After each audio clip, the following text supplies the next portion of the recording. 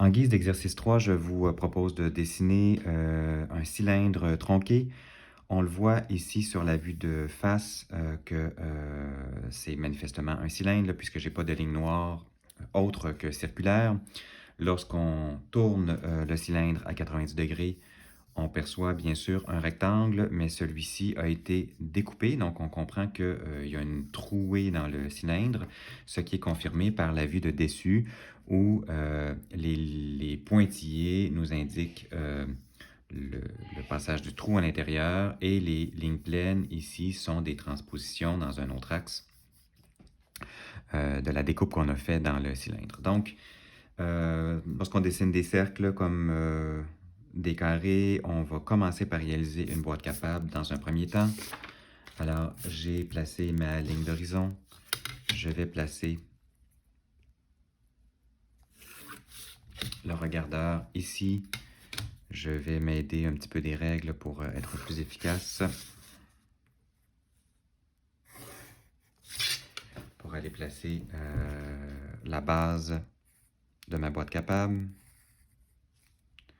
Tiens, que je vais monter jusque là pour aller dessiner d'autres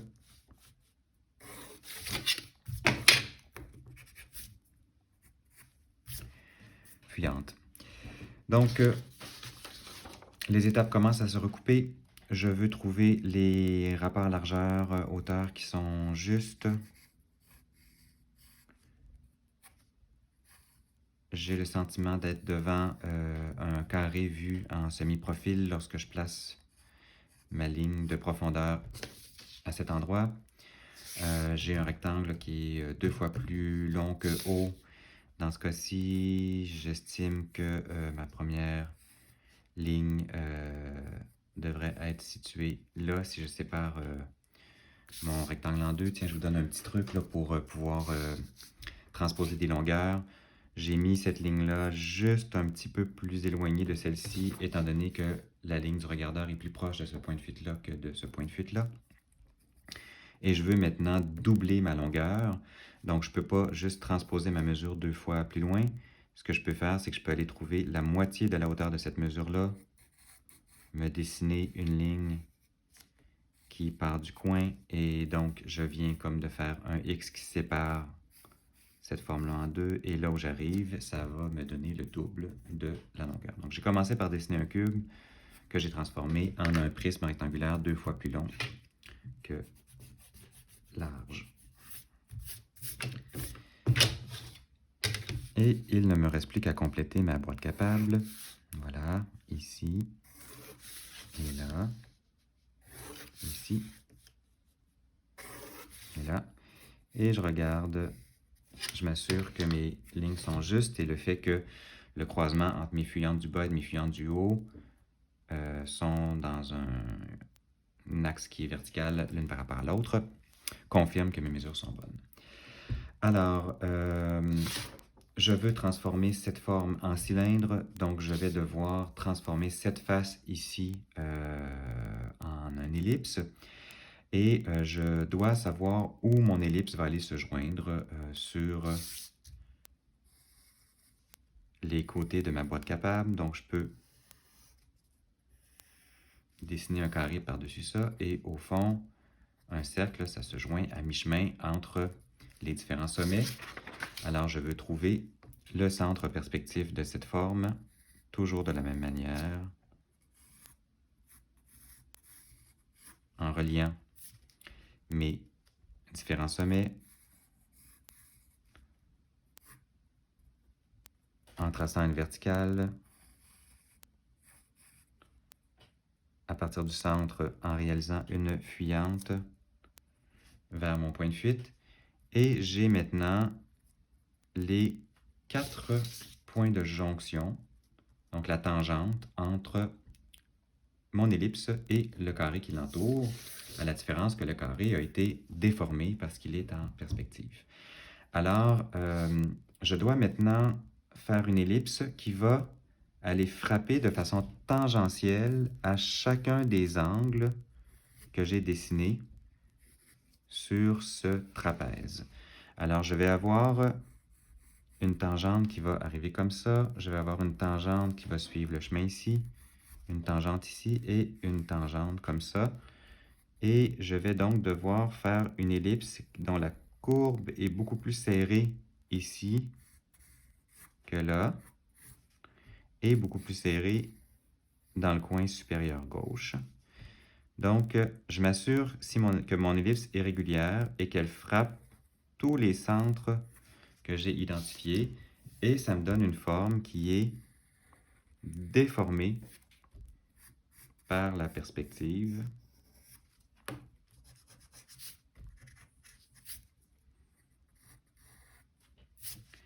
Et qui est donc maintenant assez crédible.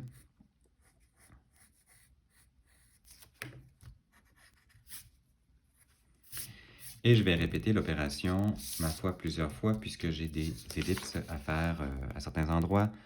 Donc, je vais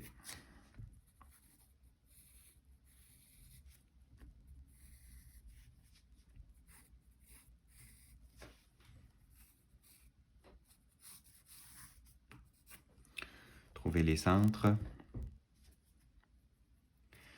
Je me rends compte ici que quand je regarde ma face opposée, là, je trouve que mon rapport largeur-hauteur n'est pas parfait. Donc, je vais faire mon cube un petit peu plus serré. C'est encore temps de le changer. Je vais ramener ce côté-ci et ce côté-là un petit peu plus proche l'un de l'autre. Ce côté-ci et ce côté-là un peu plus proche aussi l'un de l'autre.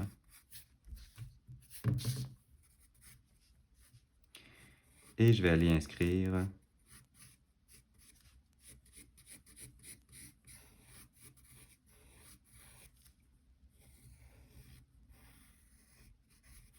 un ovale dont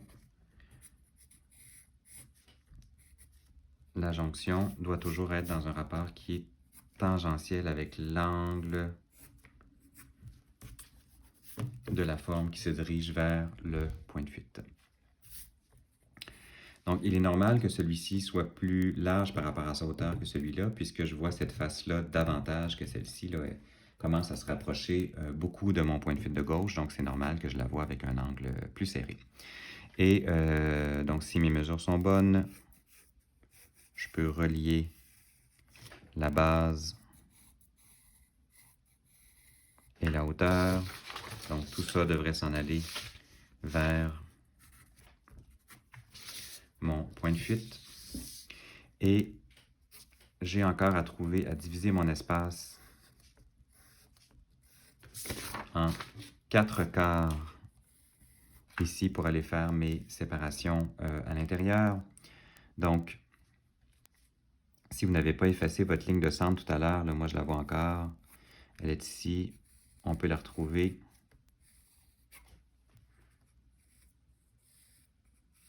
En traçant des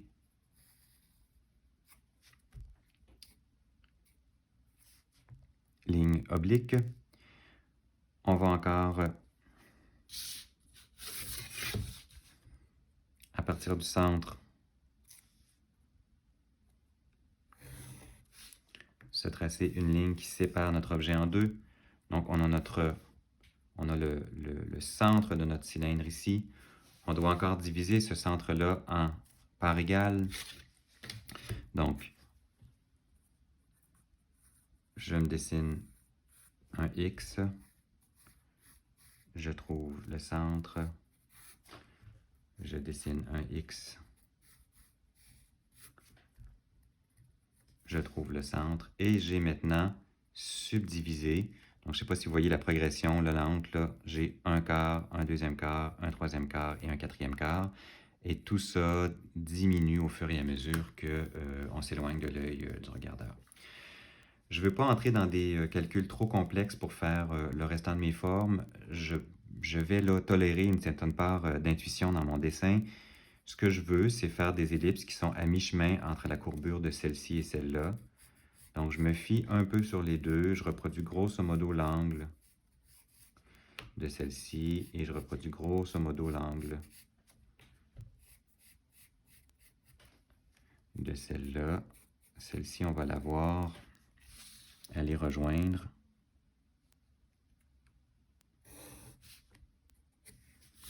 la ligne qui sépare la face comme la plus éloignée de moi de ma boîte capable. OK, ça fait beaucoup de lignes. Alors, il est peut-être temps de faire un peu de ménage dans ça. Je vais commencer à mettre ma forme au propre tout en conservant les lignes qui m'intéressent et en ne touchant pas aux lignes qui m'intéressent un petit peu moins. Ça va me permettre de y voir un petit peu plus clair. Donc, j'ai ici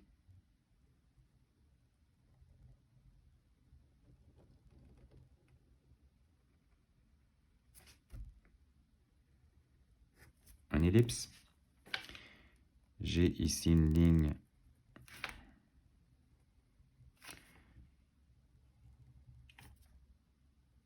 qui s'en va vers mon point de fuite.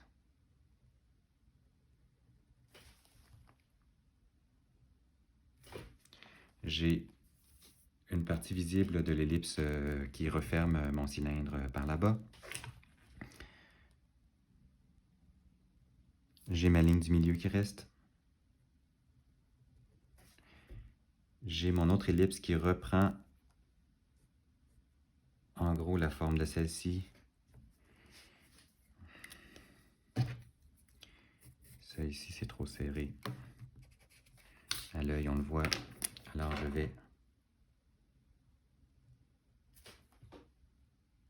modifier un petit peu ma courbe pour reproduire la courbe que j'ai ici et je vais avoir cette section-là. Donc, présentement, j'ai...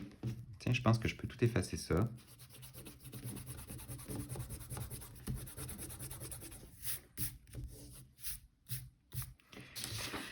J'ai un cylindre qui, pour le moment, n'a pas de corps. Hein. C'est comme une plaque de tôle là, très très mince, mais on a ici une certaine épaisseur. Je vais juste la simuler en faisant une ellipse plus petite.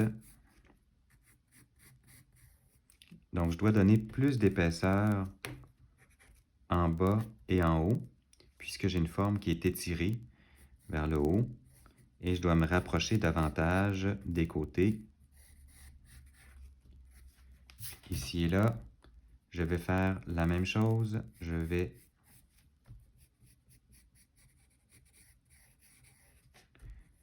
dessiner. Tiens, je peux la compléter là, même si on ne la verra pas au final.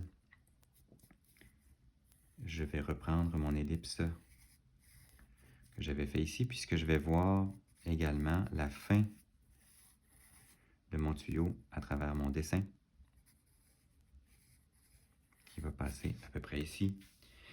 Et j'ai finalement le corps à donner ici à l'épaisseur là, qui a été découpé à l'horizontale dans mon tuyau. Donc si je me trace une ligne de fuite qui passe par les coins vers mon point de fuite,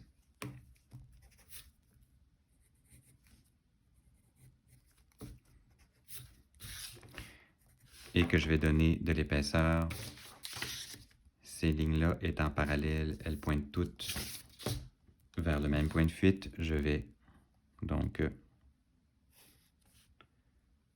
les faire converger vers mon point de fuite là-bas.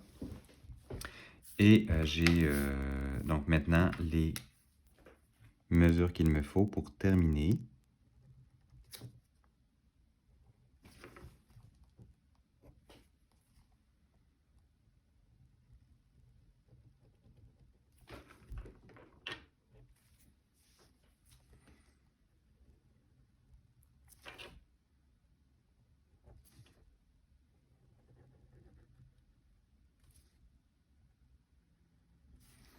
La création de mon cylindre.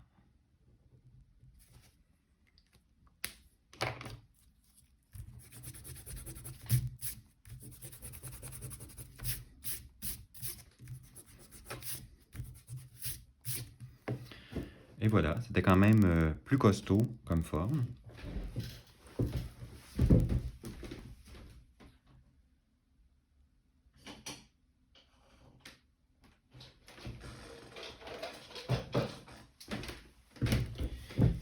Et je vais faire ce que beaucoup de designers font. Je vais ombrer au stylo.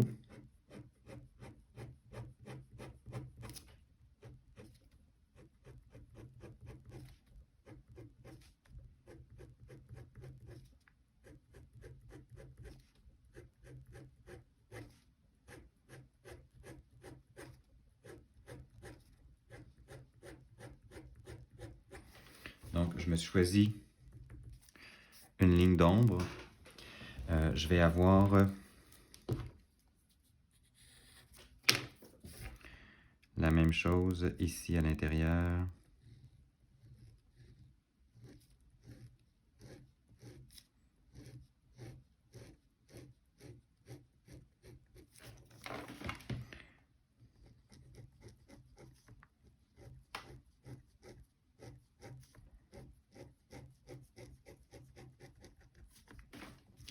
Et je vais superposer mes hachures pour faire des zones plus foncées.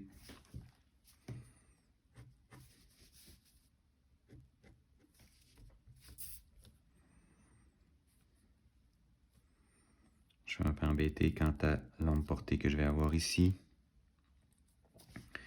Je vais certainement avoir